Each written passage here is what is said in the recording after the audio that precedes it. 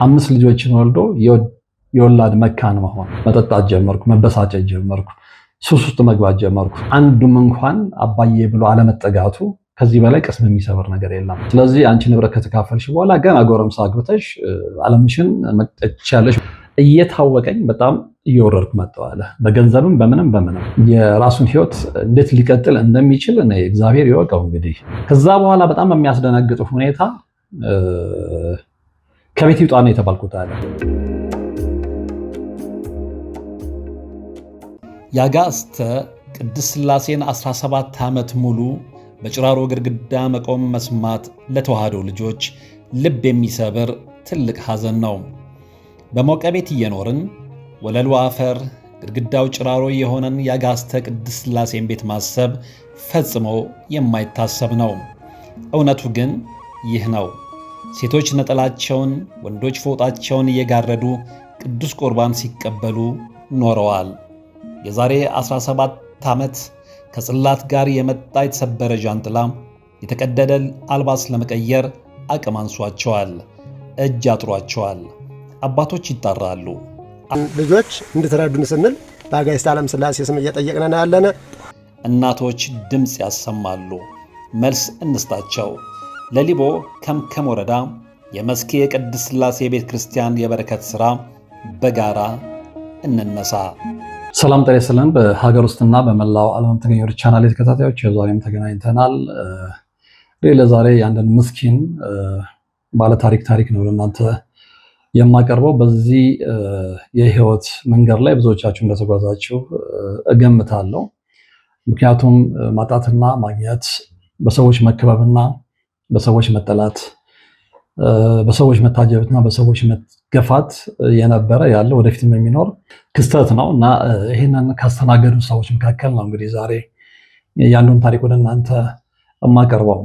ይህ ሰው እንግዲህ እንደነገረኝ የኔን መርሃ ግብር ደጋግመው ይከታተል የነበረ፣ አንዳንዱም ደግሞ ታሪክ ከሱ ጋር ቀጥታ ግንኙነት ያለው ከሱ የህይወት ታሪክ ጋር የሚቀራረብ ይዘት ያለው እንደሆነ ነው የነገረኝ። በነገራችን ላይ እንግዲህ ታሪኮቻችን ተመሳሳይ ከመሆናቸው የተነሳ ብዙዎች በምሰራቸው መርሃ ግብሮች ላይ ዛሬ የኔን ታሪክ ነው የተናገርከው፣ እዚህ ታሪክ ውስጥ ነው ያለው፣ እዚህ ታሪክ ውስጥ ቤተሰቤ አለ ብለው ይነግሩኛል። እና ይሄ የሆነው እንደኔ ግምት የብዙዎቻችን ታሪክ በጣም ተመሳሳይነት ያለው ታሪክ ስለሆነ ነው።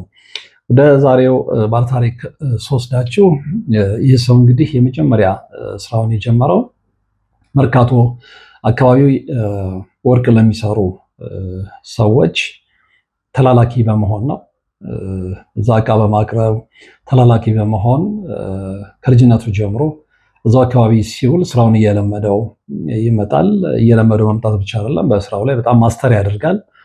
ከዛ በኋላ ወደ ራሱ ስራ ይመጣል እና ስራውን በጣም ስለለመደው አልከበደውም። ከልጅነቱም ጀምሮ እንግዲህ የሚላላክባቸው ቦታዎች፣ የሚላላክባቸው ወርቅ ቤቶች ውስጥ ብዙ ደንበኞችን አፍርቶ ስለነበረ የራሱን ሱቅ ሲከፍት ብዙዎቹ ከስተመሮች ወደሱ ጋር መሄዳቸው አልቀረም። ስራው በጣም ጥሩ ነው፣ ታማኝ ነው፣ ቀጠሮ ያከብራል። በዚህ ሰዎች ስለወደዱት ሀብት እያገኘ ገንዘብ እያገኘ ስም እያገኘ መምጣት ይጀምራል። ያኔ ወጣት ነበር። እንደውም መድኃኔዓለም ይማር እንደነበረ ነው የነገረኝ።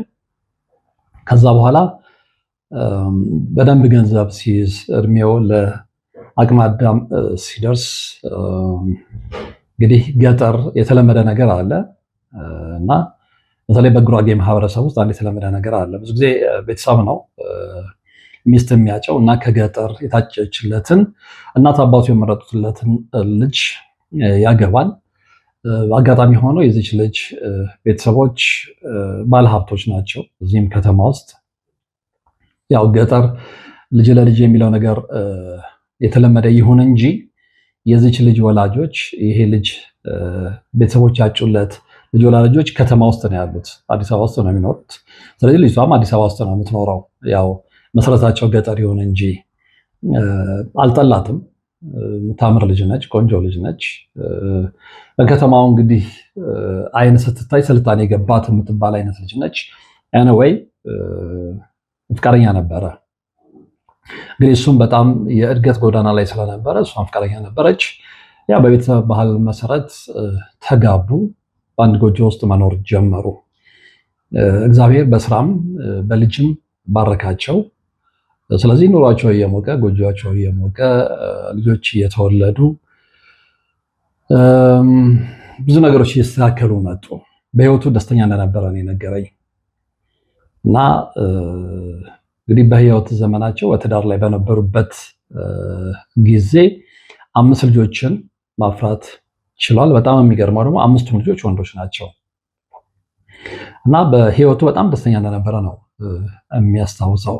ከዛ በኋላ ግን እሱ በጣም ሀብት እያገኘ ሲመጣ እሱ እንደሚለው በነገራችን ላይ እንደዚህ አይነት ነገሮች ሲከሰቱ ሁለቱንም ወገን አብሮ ቁጭ አድርገው ካላነጋገሩ በስተቀር መደምደሚያ ውሳኔ መስጠት ይከብዳል እና የእሷ ቤተሰቦች ጣልቃ መግባት ጀመሩ ነው የሚለው። ከዛ በኋላ ቤት ውስጥ ሰላም እየጠፋ መጣ። ይህ ሰው ደስታ እየራቀው መጣ።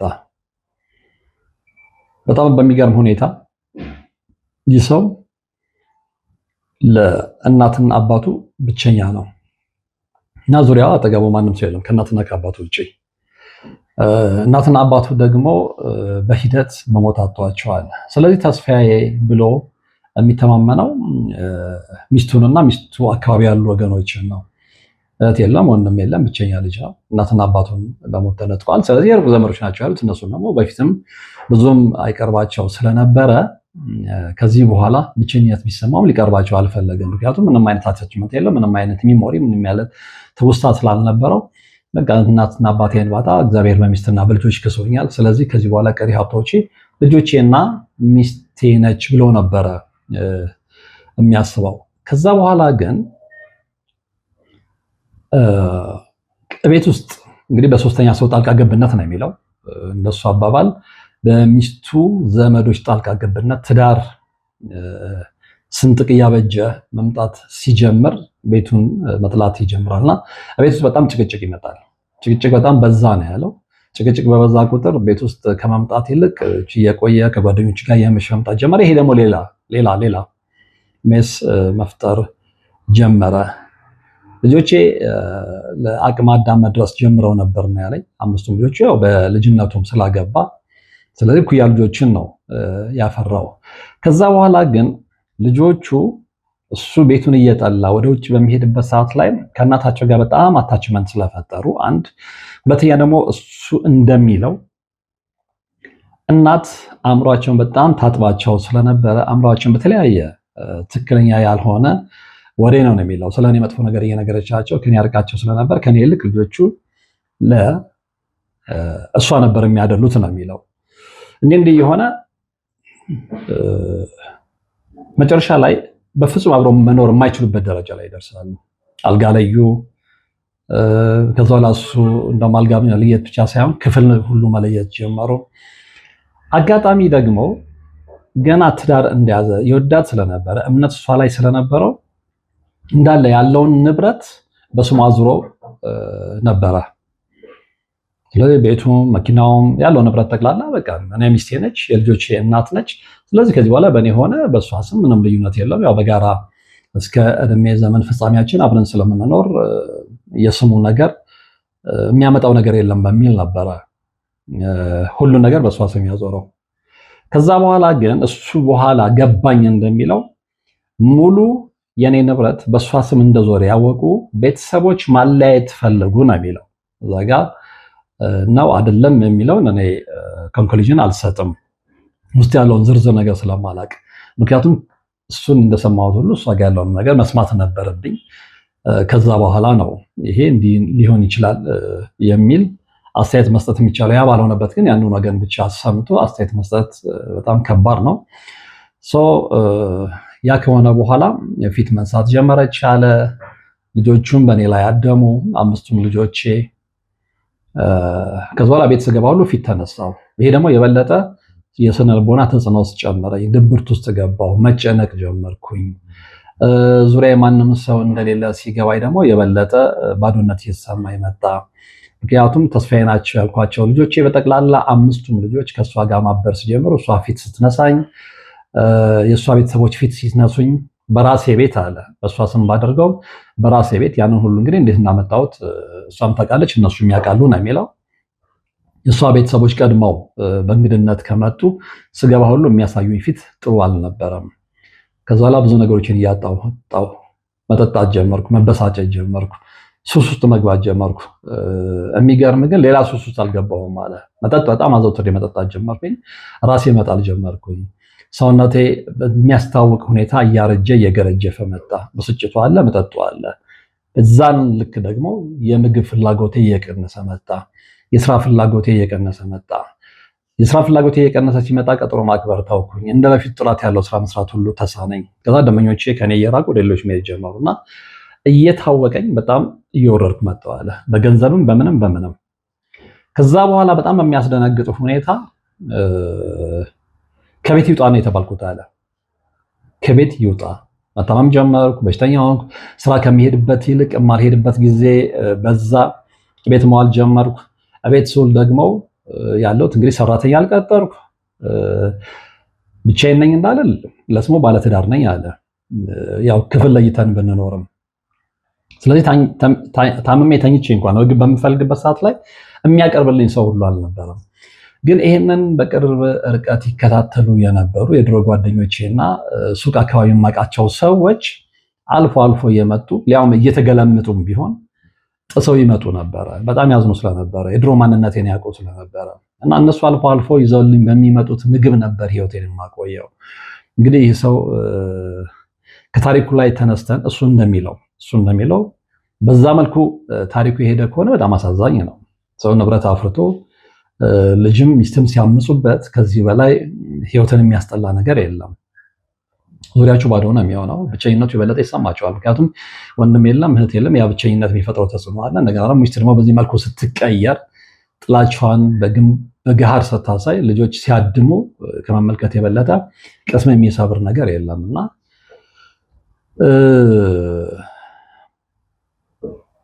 ኑሮ መቋቋም አቃተኝ አለ።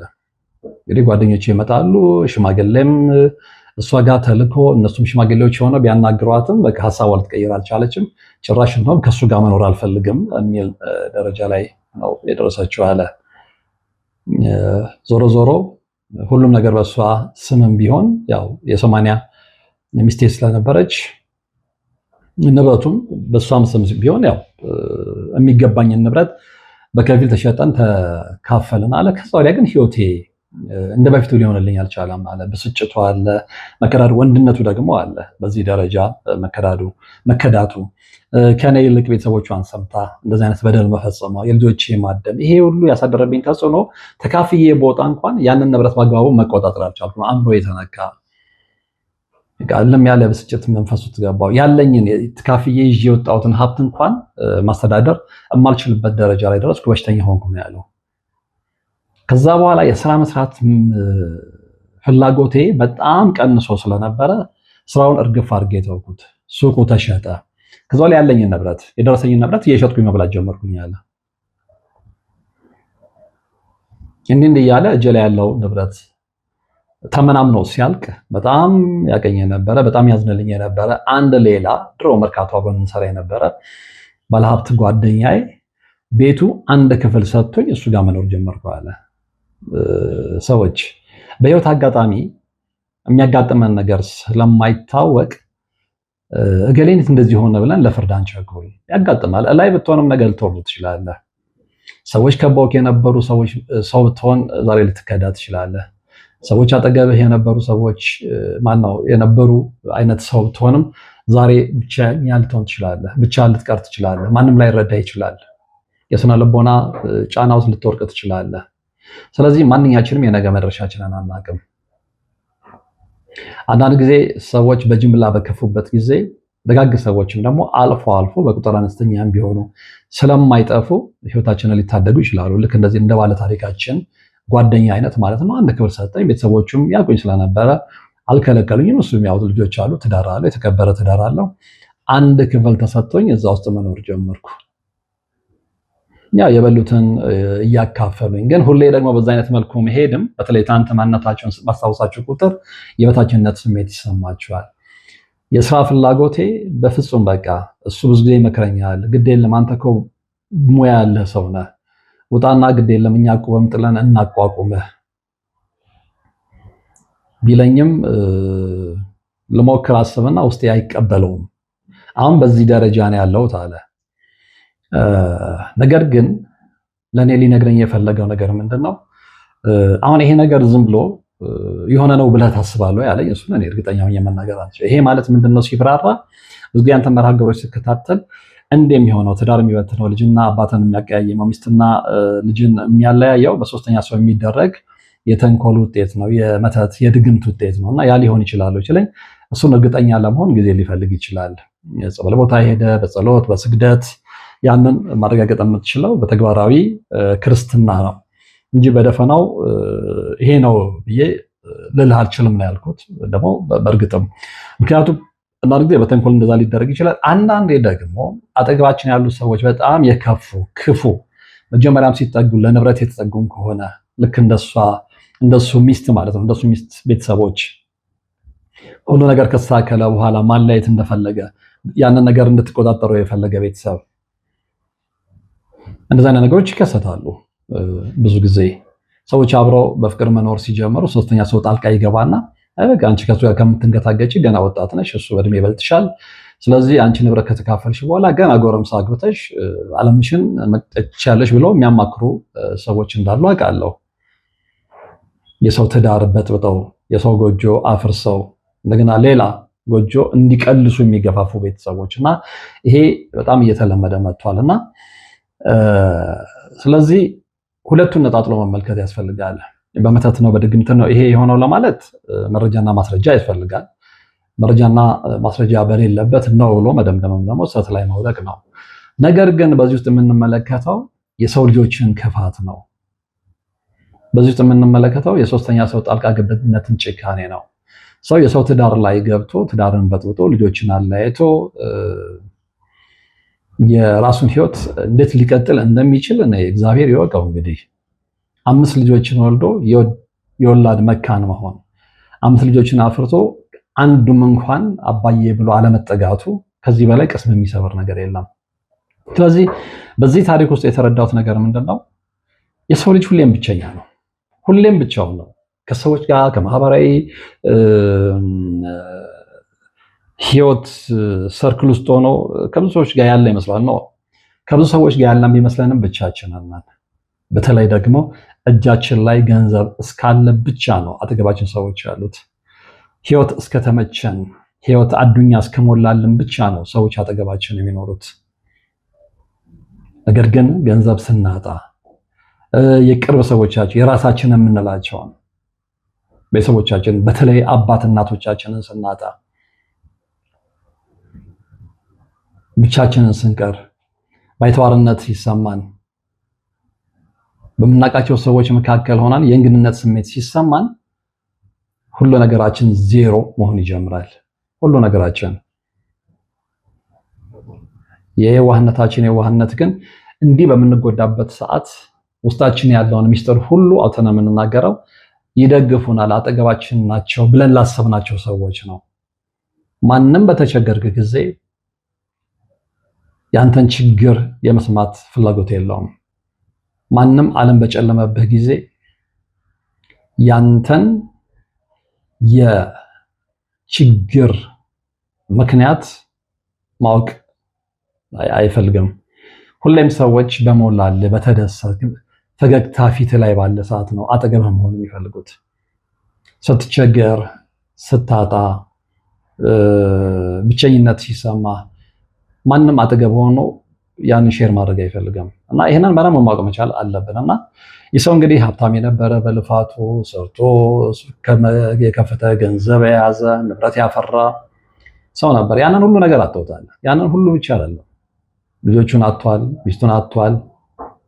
የሆነው እንግዲህ እሱ እንደሚለው በሶስተኛ ሰው በተለይ ደግሞ በሷ ሰዎች ጣልቃ ገብነት ነው። በእንደዚህ አይነት ሁኔታ ብዙ ትዳራቸውን የፈቱ አንዳንዶቹም ደግሞ ህይወታቸውን ያጡ ሰዎችን በቅርብ አውቃለሁ። እንዲህ ውስጥ ገብተን የሰውን የትዳር ሁኔታ እገሌ ነው ጥፋተኛ የሚለውን ነገር እንኳን መናገር ባንችል፣ ነገር ግን በትዳራቸው ደስተኛ ካለመሆናቸው የተነሳ ብቻ ሳይሆን ሶስተኛ ሰው ገብቶ በጣም በጥብጦ ብዙ ነገር ስላበላሸባቸው ራሳቸውን በራሳቸው ያጠፉ ሰዎችን በግሌም የማውቃቸው ሰዎች አሉ። ያ ትክክል ነው እያልኩኝ አይደለም። ትዳር እስከ መጨረሻ ቢሰምር እሰየው። ነገር ግን ትዳር ስላልሰመረ ልጆቻችን ስለተውን፣ በነገራችን ላይ ልጆቻችን እስከ መጨረሻ ላይ ተውን ይችላሉ። እኛ በራሳችን መንገድ ደግሞ ትሪት የምናደርግበትን መንገድ የምናመቻች ከሆነ እነዛ ትተውናል ብለን ያሰብናቸው ልጆች በተለይ ደግሞ እድሜያቸው በደንብ ማሰላሰል የሚችልበት ደረጃ ላይ ሲደርስ እውነትና ሐሰቱን የሚለዩበት ሰዓት ላይ አጣርተው እኛም ፈልገው ሊመጡ ይችላሉና በግብታዊነት እርምጃ መውሰዱ ትክክል ነው ብዬ አላምንም። እና ይሄ ሰው አሁን ያለበት ሁኔታ ጥሩ እንዳልሆነ፣ ስነ ልቦናው እንደተጎዳ፣ አሁንም ድረስ ያንን ሁሉ ንብረቱን ትቶ ጓደኞቹ ጋር እንደሚኖር፣ ስራ ለመስራት ቢሞክርም አእምሮ እንዳልተቀበለው፣ በእነዚህ አይነት ደረጃ ላይ እንዳለ ነው የነገረኝ። እና በኋላም እንደሚያልኩት ነገሮችን ሁሉ ለማስተካከል እስኪ ወደ ጸበል ሂድ፣ ራስን ለማረጋጋት ሞክር፣ ያለፈውን ነገር እያስታወስክ ራስን አትቅጣ። ምክንያቱም 5 ልጆችን ወልዶ በ5 ልጆች መከዳት ነው የምለው። ይሄንን 5 ልጆች በእናታቸውን ሰምተው ሲሄዱ እንግዲህ ሌላም ትርጉም ሊሰጠው እንደሚችል አላቅም። እና ህይወታችን በእንደዚህ አይነት አጣብቂኝ ውስጥ ቢገባም ራሳችንን አረጋግተን እግዚአብሔርን ሙጥኝ ብለን ጸበል ሄደን በጸሎት እግዚአብሔርን ጠይቀን ህይወታችንን ለማስተካከል መሞከር ነው እንጂ የምንበሳጭ ከሆነ የበለጠ በሽታ ላይ እንወድቃለን። ይሄ ሰው እንግዲህ አሁን እንደነገረኝ ከሆነ በዚህ የተነሳ ስነ ልቦናው ከመጎዳቱ ባሻገር የአእምሮ ቀውስ እንደገጠመው፣ ስኳር፣ ደም ግፊት በሽተኛ እንደሆነ ሁሉ ነግሮኛል። እና ያሳዝናል። እኔ አሁን እንደውም ላዩን የነገርኳቸው እንዲህ ዲቴል ውስጥ እንዳልገባ ያደረገ ነገር ምንድነው እንደነገርኳቸው የእሱን ሀሳብ ብቻ ስላካፈለኝ በዛኛው በኩል ያለው ነገር በእርግጠኝነት ስለማላቅ ነው። ምንም ይሁን ምን ግን ይሄ ነገር ተፈጽሞበት ከሆነ፣ ሚስቱ በዚህ ምክንያት ተለይተው ከሆነ፣ ልጆቹ በዚህ ምክንያት ተለይተውት ከሆነ፣ ሶስተኛ ሰው ጣልቃ ገብተው ከሆነ በእርግጥም ክፋታችን ሁሌም እንደምነው ቀዩ መስመር አልፏል። ነገ ትተነው ለምንሄደው ዓለም ነገ ለምንተውና ባዶ እጃችንን ለምንቀበርበት ዓለም በዚህ ደረጃ ጎጆ አፍርሶ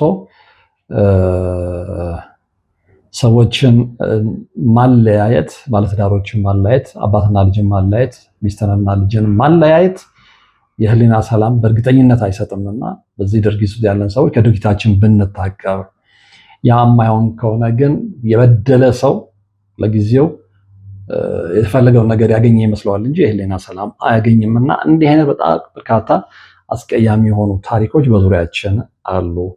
የዛ ታሪክ ባለድርሻ ላለመሆን ወደ እግዚአብሔር መንገድ መመለስ አለብን የሚለውን ማስተላለፍ ፈልጋለሁ። እንዲህ አይነት ታሪክ ያላችሁ ሰዎች ሼር ብታደርጉኝ መልሼ ወደ እናንተ የማቀርበው ነው የሚሆነው። ድርጊቱ በጣም ይከነክናል።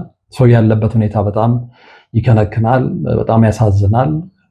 ሰው አግኝቶ ሲያጣ በተለይም ደግሞ እናትም አባትንም አጥቶ ዙሪያ ወንድም እህት ሳይኖር በብቸኝነት ውስጥ ያለ ሰው እንዲህ አይነት ነገር ሲገጥመው እንግዲህ የሚሰማውን ስሜት ይደርሰበት ነው የሚያውቀውና እንግዲህ ለአጭር ጊዜ ተስማምተን ብንኖር መልካም ነው የሚለውን ነው መጨረሻ ላይ ማስተላለፍ መልገው። ከዚህ በላይ ምንም ማለት ስለማልችል ማለት ነውና እግዚአብሔር ልቦና ይስጠን።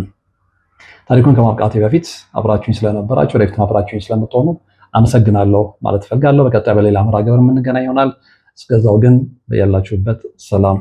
የአጋዕዝተ ቅድስት ሥላሴን 17 ዓመት ሙሉ በጭራሮ ግድግዳ መቆም መስማት ለተዋህዶ ልጆች ልብ የሚሰብር ትልቅ ሐዘን ነው።